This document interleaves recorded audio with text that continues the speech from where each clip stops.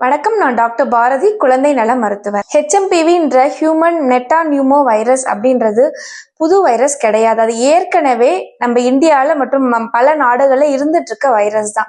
Normal அடல்ட்டுக்கு வந்து பாத்தீங்கன்னா சும்மா ஒரு சளி, இருமல் ஒரு 2 நாள் 3 நாள் அது மாதிரி இருக்கும்.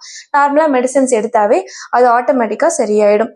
யாருக்கு இதோட தாக்கம் வந்து அதிகமா இருக்கும் அப்படின்னு பாத்தீங்கன்னா, சின்ன குழந்தைங்க, மெயினா வந்து 1 இயர் கீழே இருக்கிற குழந்தைங்களுக்கு, அதே மாதிரி வயதானவர்கள் அவங்களுக்கு, இன்னொன்று எதிர்ப்பு சக்தி கம்மியா இருக்கிறவங்களுக்கு, இன்னொன்று கிரானிக் டிசீசஸ் அதாவது இந்த ஆஸ்துமா அது மாதிரி இருக்கிறவங்களுக்கு தான் இதோட தாக்கம் வந்து கொஞ்சம் அதிகமா இருக்கும்.